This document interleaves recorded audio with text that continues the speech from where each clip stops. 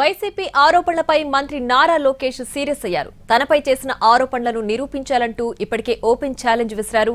వైసీపీకి 24 గంటల dead line పెట్టారు. కూటమి ప్రభుత్వంపై జగన్ అండ్ కో కుట్రలు కుతంత్రాలు అంటూ ఫైర్ అయ్యారు. తల్లికి వందనం పథకంపైన వైసీపీ విషం చిమ్ముతోందని అన్నారు. జనం నవ్విపోతారన్న స్పృహ కూడా లేకుండా అభాండాలు వేస్తోందని ఎద్దేవా చేశారు.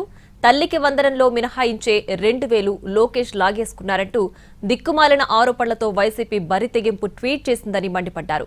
నిరూపించకపోతే తీవ్ర పరిణామాలు ఉంటాయని హెచ్చరించారు లోకేష్. ప్రతిపక్షంలో ఉన్న పార్టీ నాపైన తీవ్రమైన ఆరోపణ చేసింది. వాళ్ళు అధికారికంగా ట్వీట్ పెట్టారు. వాళ్ళకి నేను 24 గంటలు సమయం ఇస్తున్నా. 2,000 రూపాయలు నా బ్యాంక్ అకౌంట్కి వచ్చింది, నా జోబులోకి వచ్చిందని వాళ్ళు అంటున్నారు కనుక నిరూపించండి, లేదంటే ఆ స్టేట్మెంట్ విత్డ్రా చేయండి. ఈ రెండు చేయకపోతే చాలా తీవ్రమైన పరిణామాలు ఉంటాయి. లీగల్గా నేను దీనిపైన ముందరికి వెళ్ళాలని నిర్ణయించుకుంటాం జరిగింది. ఈ 2,000 రూపాయలు నేను ఆ ట్వీట్ని నేను చదివాను. ఆ 2,000 రూపాయలు నా జోబుకి వచ్చిందన్నారు. వాళ్ళు నిరూపించాలి, లేదంటే ఆ స్టేట్మెంట్ వెనక్కి తీసుకోవాలి, లేదంటే to the fullest extent of the